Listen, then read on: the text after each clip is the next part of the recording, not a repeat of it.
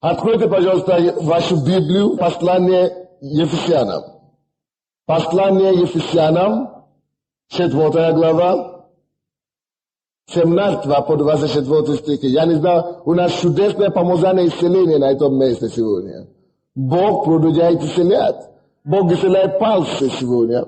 Бог исцеляет, флатостоп или как называется. Да, Бог исцеляет у кого есть эта проблема. И другие вещи Бог продолжает делать. Просто отдыхайте в Его присутствии. Чудный Господь, аллилуйя. Well, Ефесянам 4:17 по 24 стихи. Поэтому я говорю и заклинаю Господом, чтобы вы более не поступали, как поступают прочие народы, по суетности ума своего, будучи послащены в разуме, отчуждены от жизни Божьей, по причине их невежества и ожесточения сердца их, они, дошедшие до бесчувствия, предались распутству, так что делают всякую нечистоту, ненасытимостью. Но вы не так познали Христа, потому что вы слышали о Нем, и вы в Нем учились, так что истина в Иисусе. Отложить прежний образ жизни ветхого человека, изливающего в обольстительных похотях, а обновиться духом ума вашего и облечься в нового человека, созданного по Богу, праведности и святости истины.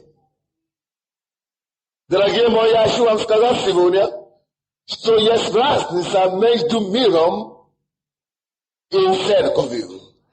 Есть разница между людьми, которые живут в миру, и людьми, которые живут в церкви, которые служат Господу и живут по Слову Божьему.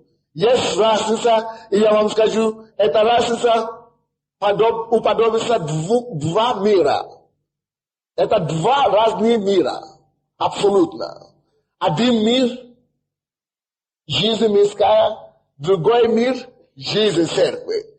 И Библия говорит нам, что мы не так познали Христа.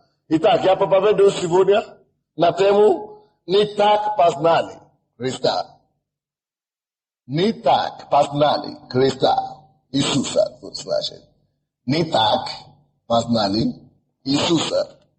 Не так познали Христа. 17 стих говорит нам, поэтому я говорю и заклинаю Господом, чтобы вы более не поступали, как поступают прочие народы, по суетности ума своего. Потому что мы другой народ, потому что мы живем в другом мире. Библия говорит нам, мы знаем, что Библия это Слово Божие, амин. Вернее, Бог говорит нам, и в сильном выражении слова говорит, я заклинаю. Не советует нам, не то, что Он советует нам, не то, что Он умоляет нам, не то, что Он говорит нам, можно нет. Но Он заклинает, Он умоляет, Он просит нас, Он почти заповедует нам. Я говорю и заклинаю Господом, чтобы вы более не поступали, как поступают прочие народы, по светлости ума своего. В Киеве, как вы думаете, много людей живут. Больше 3 миллионов, может быть около 4 миллионов. А сколько я вас знаю, что большинство из них не в этом зале сейчас. И большинство из них не знают Христа. И поэтому Бог их называет, вы знаете как? Проще. Бог называет их проще.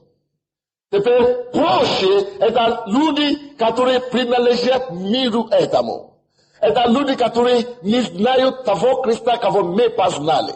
Это люди, которые, как мы с вами раньше, все еще живут в той старой системе, в которой мы с вами раньше жили. Это те люди, которые еще не пережили ту чудесную встречу с Господом, которую ты и я пережил. Это люди, которые еще не руководствуют своей жизнью Словом Божьим. Это люди, которые еще не склонили свои колени перед Иисусом. Они еще ему не сказали: Господь, я уже не я живу, но ты живешь во мне. Это люди, которые еще живут, вы знаете, как? По одному общему принципу. 17 стих говорит нам, как люди, которые еще не приняли Иисуса, живут. Библия говорит, проще эти люди, проще называется их, Библия, они живут по суетности ума своего. Заметьте себе это выражение. Всякий человек, кто еще не принял Иисуса Господом. Я забыл вам сказать, извините, я первую, Бог мне сказал во время молитвы, я просто не успел это говорить. И я вижу, что есть многие люди, которые пришли сюда сегодня, и вы зависимые. Сегодня особенно Бог очень прикасается к вам, вы колитесь. Есть некоторые люди, которые колятся. Есть некоторые люди, которые пьют, независимые. И даже один человек, из-за того, что он колется, он уже разрушил свое здоровье. И у одного человека уже почки, дыхательный аппарат уже легкий, уже еле-еле работает. Из-за зависимости. Но вы знаете, мы не смеемся над вами. Просто Иисус говорит, что Он знает вас по имени.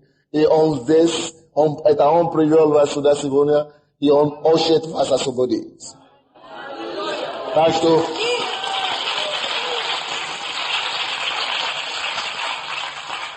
Так что в конце служения вы можете просто выйти в смирение и говорить: Господь, я готов, чтобы ты освободил меня. И Он это сделает. Вот мы говорим о том, что все прочие вне церкви, вне Слова Божьего, вне Христа, живут по одному принципу. Они живут по суетности ума. А кто стоит за суетностью ума, мы это знаем. Алло, вы слышите меня? Дело в том, что они думают, что они живут по суетности ума своего. Но на самом деле, за всякой суеты стоит дьявол. Вы слышите меня? За всякой суеты стоит дьявол. Это дьявол автор суеты. И суетность ума своего, почему Бог говорит, что это суетность ума каждого человека? Потому что рандеву или арсенал дьявольского сражения находится в уме человека. Это дьявол управляет, как бы дистанционным управлением умом. Людей неверующих. Это не осознают, даже не догадывают. Даже многие из них, будучи в руках сатаны крепко, говорят, они вообще отрицают сатаны, что его нету. Потому что дьявол-то уже ослепил. Потому что если они будут знать, что они уже будут бороться и удраться от него. Даже когда они знают, что дьявол есть, они его не принимают всерьез. Вы видите, что дьявол делает? Чтобы человек мог надеяться на себя. Ты говоришь ему Бог, он говорит: нет, я сам свой Бог, я сам, я. Что это такое? Суетность ума. А что такое суетность ума? Это именно тот аппарат, тот дистанционное правление, которое дьявол использует, Чтобы управлять человека, так, чтобы они не пошли за Богом, так, чтобы они думали, что они управляют самим себе, а на самом деле под управлением сатаны. Он говорит я.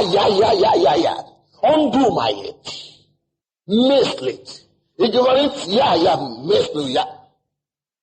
Ума зависит и полагается на своего ума.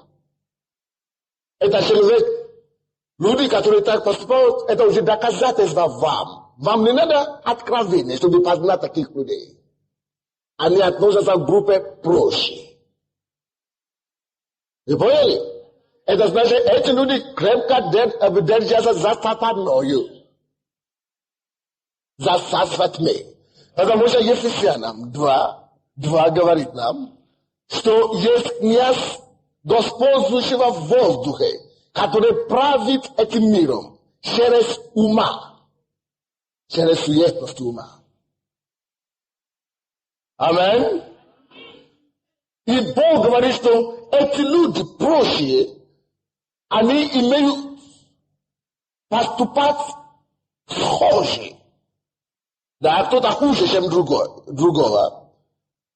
Но в принципе, они поступают одинаково. Аминь. Есть способы, есть стиль жизни, который определено для этих прочих. Они обязательно, как правило, живут одинаково. Они живут, как они считают, им нужно жить. То есть нету кодекса для них, нету как бы слова Божьего, которое бы корректировало их. Они не живут по слову. Они могут быть религиозными, вы слышите меня? Но они не живут по слову. То, что делает человека прочим, или войти в число прочим, это не в какую церковь он ходит. Вы слышите? Это то, как он поступает. Живет ли он по слову или нет. Человек может быть религиозным. Ходил в церковь с утра до вечера. Но поступать точно такой же, как прочие поступают. Видите, какая разница? А что делают прочие? Галатам говорит нам. 5 глава 19 стиха. 19 по 21 стиха. Они делают всякие. Даже в этом же месте, которое мы читали, Библия говорит нам, что как они поступают, они делают всякую нечистоту, ненасытимостью. Вы слышите, как проще поступают? Они делают всякую нечистоту, вы можете это найти в Ефесянам там, 4:19. Делают всякую нечистоту, ненасытимостью. Ты скажешь, нет, слава Богу, я никого не грабил, я никого не обманывал, я не колюсь, и я не пью, я нормальный человек, никого не обижаю. Но для того, что в каждом из этих неверующих есть своего рода нечистота, которой они занимаются. Если не блуд, может прелюбодеяние, если не прелюбодеяние, значит курение, если не курение, значит плохое сквернословие, если не сквернословие, значит водка, если не водка, значит сприца, если не сприца, значит просто плохие мысли в голове. Есть разные вещи, которые эти делают, потому что они не во Христе Иисусе. Потому что они не освобождены от мира сего. И когда они это делают, они делают всякую нечистоту, ненасытимость. Это доказательство, что они живут по суетности ума. Или они гонятся за деньгами, и все. По суетности ума. Ум толкает их. Дьявол толкает их в мир через ум. Поэтому Павел говорит нам в 17 стихе, что поэтому я говорю и заклинаю Господом, чтобы вы более не поступали, как поступают прочие. Я заклинаю вас, чтобы вы более не поступали, как поступают прочие. Почему? Потому что прочие поступают без Христа. Мы тут поступали так раньше. И Liko, тоже для нашей плоти. Продолжали делать то, что мы всегда делали. Вы знаете? Но он говорит, я заклинаю вас больше так не поступать, потому что сейчас вы имеете в вас Иисуса Христа. И мы подражаем Иисуса Христа. Мы следуем за Иисусом. Мы поступаем, как Иисус бы поступал. Мы позволяем Иисусу жить свою жизнь через нас. Поэтому он говорит, заклинаю вас не поступать более, как поступают прочие народы, по суетности своего ума. Люди остальные могут быть руководимыми потому, что они думают и видят. Но мы с вами, Библия говорит, Римлянам 8:13,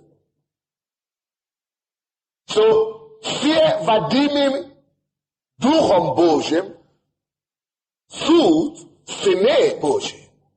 То есть, все дети Божьи, вы слышите меня, будут водимыми не суетностью ума. То есть, не свой ум будет управлять ими. Не своего я будет управлять ими. Но дети Божьи будут управляемыми, во-первых, Духом Божьим.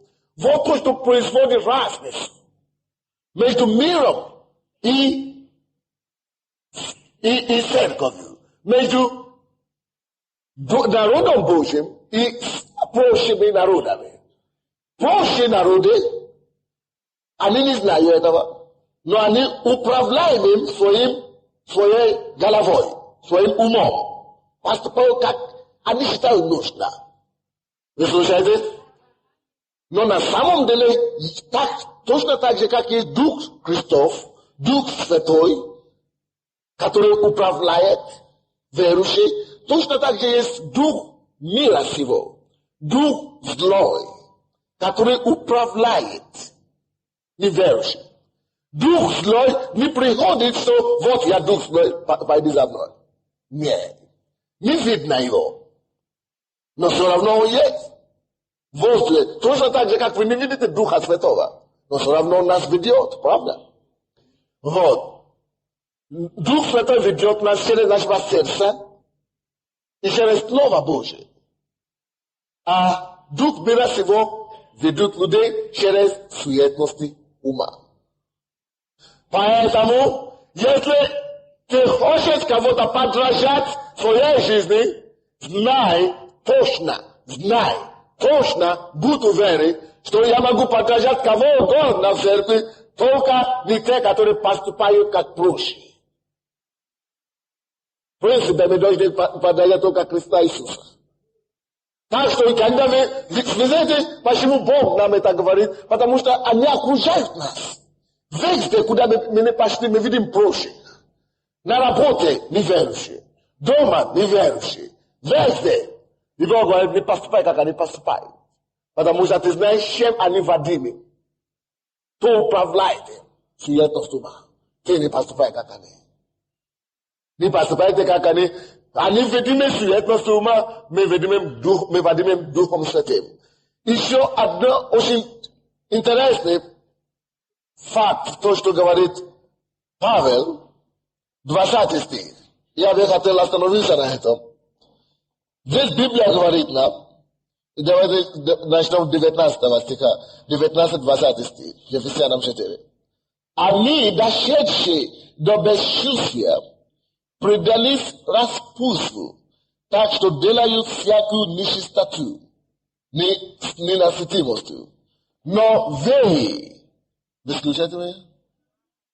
Но вы, мы другие люди, видите, какая разница? Но вы не так познали Христа. Следовательно, мы должны жить, как мы познали Христа. Они живут, как они хотят, по суетности ума, делают всякие нечистоту, несытимостью, но вы не так познали Христа. Это второй способ, как мы будем водимым. Верующий человек должен жить и быть водимым по тому, как Иисус жил. Потому как вы познали Христа. То, что мы познаем Христа, по мере того, как мы познаем Его, по той мере Его жизнь должен стать нашей жизнью. Вы не так познали Христа. По-английски мне нравится перевод, который там лучше. Там в один перевод, который у меня есть, вы не так познали Христа, переводится как вы не так учились быть как Христос. Другой перевод. Вы не так учились быть как Христос, как Иисуса Христа. Значит, когда мы познаем Христа, мы учимся быть как Он. Вы не так научены быть как Он, как Иисуса Христа. Это значит, как только что мы познаем Его, но по мере того, как мы познаем Его, по мере того, Он становится Его личностью, становится нашей личностью. Его характер становится нашим характером. И вы знаете, что нет ничего схожего с характером у мира с его характером Иисуса. Ничего схожего. Аминь. Но мы можем поступать как Иисус, потому что мы имеем Дух Христов в нас. Иисус живет в нас. Это для нас теперь не трудно, мы просто позволяем Иисусу, мы просто отдаемся Ему, говорим, Иисус, живи через меня, и мы следуем за Ним. Но ты никогда не сможешь следовать за Иисуса, если ты не будешь познавать Его. Ты никогда не сможешь быть как Иисус, если ты не будешь знать, каким Он был вообще-то. Поэтому познание, Иисус становится, характер Иисуса становится своим характером, поступки Иисуса становятся своими поступками по мере того, как ты будешь познавать Иисуса. Если ты не будешь знать, что Иисус исцелял больных, Его характер исцеления не будет в тебе. Его свойства исцеления не будет твоим свойством. Если ты не будешь знать, что Иисус жил над грехом, Его свойства жизни над грехом не будет твоим. Так что мы познаем Иисуса, чтобы быть как Иисус. Аминь.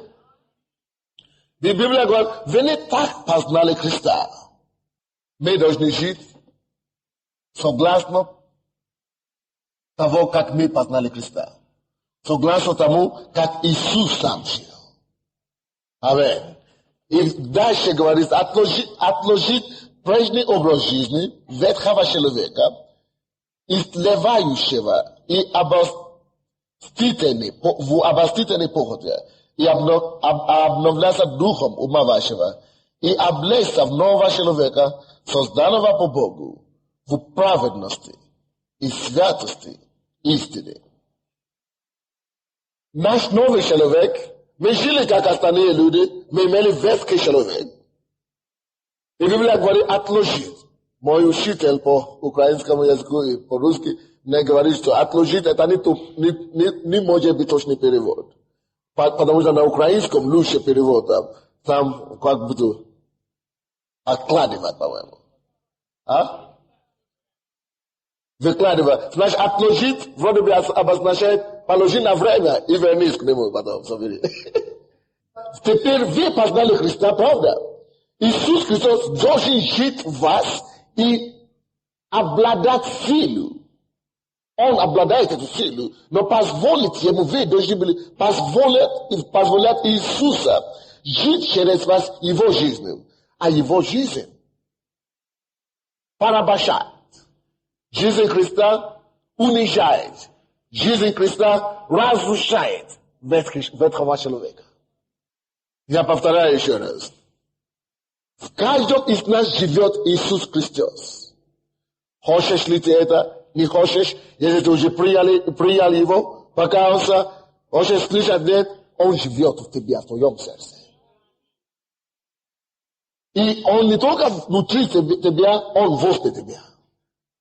Он здесь. Если ты хочешь противостоять твоего ветхого человека, всякий раз, когда твой ветхий человек, эта борьба происходит, восстает против тебя, просто стань, говорит, Иисус, все, ты живешь во мне, ты возле меня, прояви себя. wyključi sebe, своего «я» отвозим в сторону, и постоянно мы должны это делать. Позволять Иисуса жить через нас. Тогда мир наполняет вашу сердце, вашу жизнь. Только Иисус может противостоять ветхому человеку. Не забудьте это. Я повторяю еще раз. Только Иисус в вас может помочь вам преодолеть ветхого человека. Поэтому Иисус, Бог говорит нам, вы познали Христа. Мы познали их не так. Значит, когда я был во плоти, я жил в ветхом человеке, я не знал Христа так. Поэтому я делал эти вещи. Но теперь я познал Христа. А я его познал не так. Я нигде не считал, что Иисус Христос делал те вещи, которые я делал. Поэтому личность Иисуса, его свойства поражает, унижает и разрушает ветхого человека. Выключи себя, потому что если ты будешь думать о себе, суетность ума подойдет к тебе. И начнешь через свой ум сказать тебе, о, ты такой слабый, ты такой, через ум. Вы слушаете? А кто живет по суетности ума, то проще. А мы живем по Духу Святому, мы живем во Христе Иисусе. Мы просто живем во Христе Иисусе. Хорошо, мы уже это выяснили. Теперь, также посмотрите 18 стих. Очень интересно. 18 стих говорит нам, почему неверующие, прочие так живут. Не только потому, что дьявол управляет ими, но главная причина в 18 стихе. Будучи помрачены в разуме, они отчуждены от жизни Божьей. Вы видите? Факт и причина, почему любой человек не верует в Бога, почему люди поступают по суетности ума, это потому что они отчуждены от жизни Божьей. Вы понимаете меня? Если ты покаялся, и ты перестал ходить в церковь, ты перестал читать Библию и молиться, ты тоже будет отчужден от жизни Божьей. А ты уже приобрел жизнь Божью, но ты можешь самого себя отчуждать от жизни Божьей, если ты перестанешь питаться жизни Божьей. Насыщаться Христом. Вот. Люди, которые поступают как проще, и ты начнешь что поступать как проще. Ты обнаружишь, что ты сам продолжаешь делать те вещи, которые ты раньше делал. Почему? Потому что ты отчужден от жизни Божьей. Поэтому Бог говорит, не поступайте как они, потому что они вообще отчуждены от жизни Божьей. Если кто-то они во Христе Иисусе, мы не имеем права подражать ничего, то, что они делают. Потому что они пострамлены в уме, они отчуждены от жизни Божьей. Но мы с вами живем жизнь Божьей. Во Христе Иисусе ты имеешь жизнь Божия. Что такое жизнь Божья? Жизнь Божья – это жизнь полна любви. Библия говорит нам 1 Коринфянам 4:8, 1 Иоанна 4:8, что кто не любит, кто не знает Бога, ибо Бог есть любовь. Жизнь Божья. Представляй себе, Иисус живет в тебе. Аминь. А Иисус, Библия говорит, Евангелие от Иоанна 1:18, что никто не познал, не видел Бога никогда. Никто никогда не видел Бога, но кроме единородного Сына Божия, Иисус Христос, Он явил Его. Вы видите, что Бог говорит? Иисус Христос, Он явил Бога. Иисус Христос явил жизнь Бога. Он явил не только жизнь Бога, Он явил Бога полностью. Значит, в Иисусе есть жизнь Божья. Если в Иисусе есть жизнь Божья, а Иисус где сейчас? В нас, с нами. Если Иисус живет в нас, Me priyali Isusa, znaczy Messia priyali жизнь Божья. Что значит жизнь Божья? Жизнь Божья – это жизнь в любви. Когда мы ходим, ликуя, радуясь. Мы идем, ликуя, и танцуя. Есть такая песня. Мы идем, ликуя, и танцуя, потому что мы имеем жизнь Божья. Иногда нам надо репетировать это. Я это делал, наверное, десятки раз в день, в сутки. Я представляю себе Иисуса, который во мне. Я знаю все то, что Иисус есть. Это жизнь Божья, Бог со мной. Я не могу оторваться от Него. Тогда я чувствую помазание Его сильнее, чем когда-то. Аминь. Жизнь Божья есть жизнь любви. Жизнь Божья есть жизнь силы. Знамения и чудеса. 1 Коринфянам 4:20 говорит нам, ибо Царство Божье не только в слове, а и в силе. Жизнь Божья есть жизнь в силе. Жизнь Божья есть жизнь сострадания людям. И жизнь спасения, провозглашения. От Матфея, Евангелие от Матфея, 9 глава, 36-38 говорит нам, что Иисус взглянул, смотрел на толпы народа. И Он жалился над ними. Все то, что Иисус делал, показывал нам и Бога. Явил жизнь Бога. Это сострадание. Жизнь Бога – это сострадание. И мы живем в жизни Божьей. Аминь. Это значит, наша жизнь должна быть полна сострадания. Наша жизнь должна быть полна любви к людям. Наша жизнь должна быть полна полезности всякой. Наша жизнь должна быть полна силы Божьей. Я просто иногда стою, я опустошаю себя, своего я. Я опустошаю Sunday, я убрасываю Sunday, я наполняю просто силой Божьей. Иисус, Ты во мне наполнивая, просто наполняй меня, я бросаю меня, я понимаю жизнь, потому что я соединен своей жизнью, я ищу реальность своей жизни, реальность твоей любви, жизнь полная любви, жизнь полная победы, жизнь полная благости Божьей, жизнь полная сострадания к людям, жизнь полная помазания Духа Святого, жизнь полная любви к погибшим, желание спасать их. Аминь. Это есть жизнь Божья. Это лучшая жизнь. Это называется Зоя. И это жизнь, которая не заканчивает моя жизнь. Жизнь Божья приносит веру Божью. И Библия говорит, эти люди прочие, не поступайте как прочие, которые отчуждены от жизни Божьей. Вы понимаете меня сегодня? Потому что мы не так познали Христа. Если ты познал Христа, ты познал жизнь Божью. И цель твоей жизни должен быть так, чтобы жизнь Божья стала своей жизнью.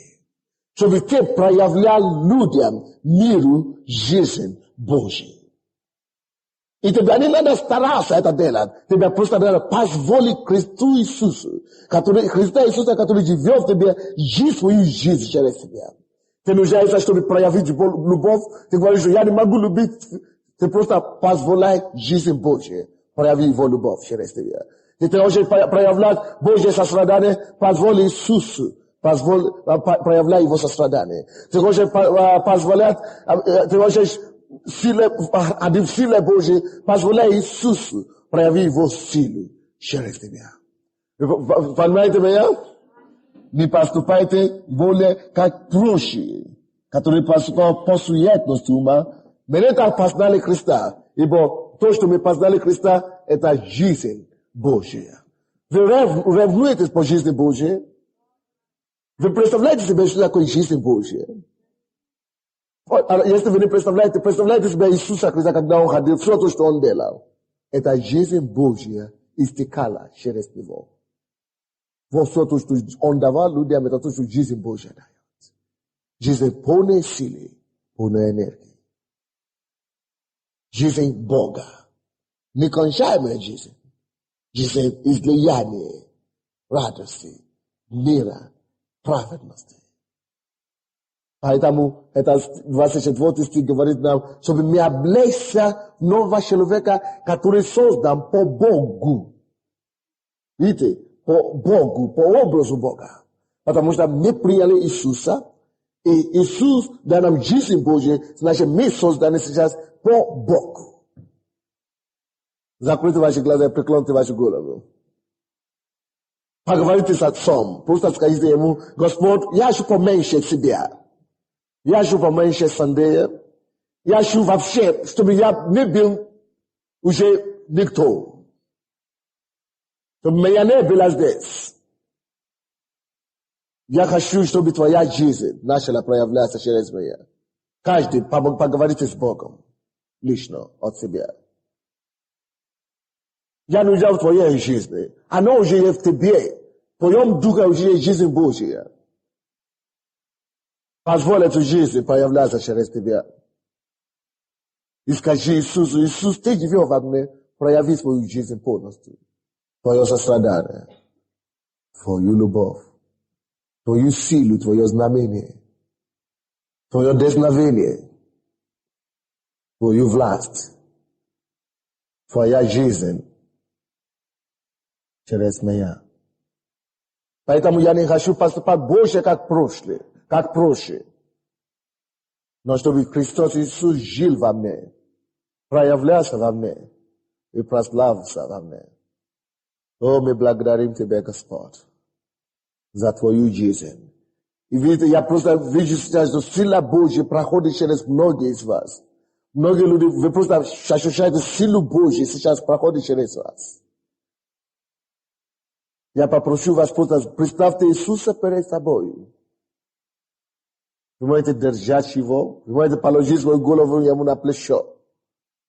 Но Он возле вас, Он с вами. Впитывайте Его силу. Впитывайте Его жизнь. И позвольте эту жизнь стать своей, вашей жизнью. Чтобы меньше было вы. Иоанн Креститель говорит, чтобы я уменьшился, но чтобы Он увеличился. В тебе, в моей жизни, Иисус, я хочу уменьшаться. Каждый день и каждый день. Я хочу уменьшаться своего «я». Но чтобы ты увеличивался. Увеличивался. Один на один, лицо к лицу. Просто открой свое сердце Господу. И скажи Ему также, что ты не очень быть контролируемый своим разумом, как мир. Я не хочу поступать по суетности ума Божия. Я отлагаю, я свергаю себе этого ветхого человека. Хочу быть водимым полностью Твоим Духом. Господь, я прошу, чтобы Ты сам сегодня вооружил, укреплял своего народа, чтобы каждый из нас стал могущественным в Тебе, именно во Христе Иисусе. Чтобы жизнь Христа Иисуса стала нашей жизнью, чтобы мы начали проявлять Иисуса. Точно так, как Иисус пришел и явил Бога Отца, чтобы мы начали каждый явил Иисуса. Явить Иисуса в нашей жизни. Ты, Иисус, ты пришел и ты явил Бога Отца миру. Мы хотим явить Тебя сейчас. Через нас, Господь, прояви себя. Дух Святой, ты пришел для этой цели, чтобы через нас проявлять Иисуса миру. Мы доверяемся Тебе, Господь, что Ты это сделаешь. И Твоя жизнь стала нашей жизнью. И люди, которые придут в контакт с нами, будут